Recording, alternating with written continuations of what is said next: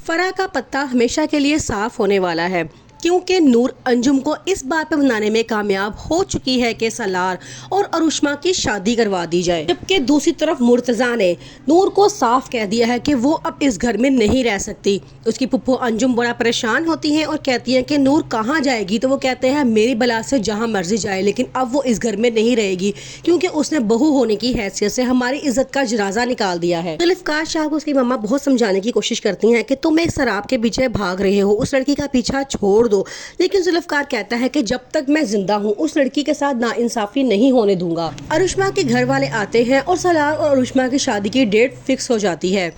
फराह और उसकी मामा नाराज होकर घर छोड़कर चली जाती हैं। वो कहती हैं कि अब भी हमारी बेटी को वो मकाम नहीं मिल सका जो वो डिजर्व करती थी, तो हमारा इस घर में रहने का कोई तारुक ही नहीं बनता। नूर की बचपन की दोस्त अस्मा उसे बहुत समझाती है और कहती है कि अगर जुल्फ़िकार शाह तुमसे शादी करना चाहता है तो तुम्हारे पास बेहतरीन मौका है कि तुम उससे शादी करो और एक अच्छी ज़िंदगी गुजारो।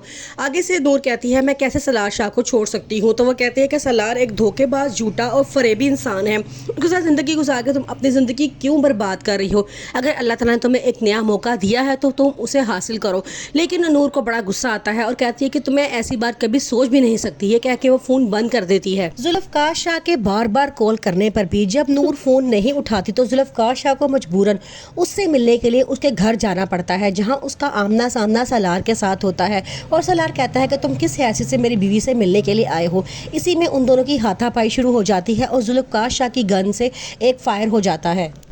अंजुम अब नूर पर एतबार करने के लिए बिल्कुल भी तैयार नहीं है। उसे लगता है कि सारा कसूर ही नूर का है क्योंकि उसको जिस तरह दिखाया जाता है वो उसी तरह समझ लेती है। दूसरी तरफ सलार शाह अब नूर पे बहुत दबाव डाल रहा है कि मेरी मामा से मेरी और अरुष्मा की शादी की बात करो। नूर बहुत परेशान है, वो बार बार उसे इनकार करती है, लेकिन आगे से सलार उसको धमकी देता है और कहता है कि मैं यहीं खड़े खड़े तुम्हें तलाक दे दूंगा और बाद में मुकर जाऊंगा, फिर सारी ज़िंदगी तुम मेरे नाम के साथ यही बंधी रह जाओगी। अगर तुम चाहती हो कि तुम मुझसे आज़ादी हासिल कर लो तो तुम मेरी मामा के पास जाओ और मेरी और अरुष्मा की शादी की बात करो। ये बात सुन के वो बहुत परेशान हो जाती है और जाती है पुप्पो के पास और उनसे जाके कहती है कि आप सलार और अरुष्मा की शादी करवा दें।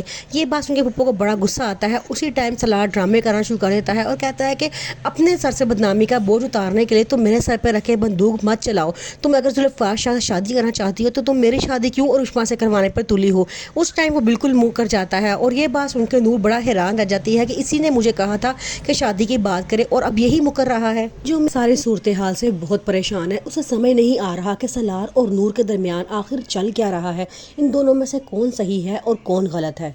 सलार नूर से साफ कहता है कि अगर तुम इन सब चीज़ों से बचना चाहती हो तो तुम्हें मेरी मामा को राज़ी करना पड़ेगा कि वो मेरी मारिया से शादी करवा दें। नूर बहुत परेशान होती है और उसे कहती है कि मैं कैसे अपनी सास से इस बारे में बात करूं कि वो मेरे शोहर की दूसरी शादी करवा दे। आगे सलार कहता है कि तुम ये बात तो शुरू से ही जानती थी कि मैं तुमसे शादी करना नहीं चाहता था, सिर्फ मामा की जिद के आगे मैं तुमसे शादी के लिए हाँ की थी और अब मैं अपनी पसंद मारिया से शादी करना चाहता हूँ, जिसके तुम्हें उनको राज़ी करना पड़ेगा। जुल्फ़िकार शाह नूर को फ़ोन करता है और कहता है कि तुम कब तक इस तरह के शोहर के साथ ज़िंदगी गुजारोगी। मैं तुम्हें मशवरा देता हूँ कि तुम इस शोहर से आज़ादी हासिल कर लो।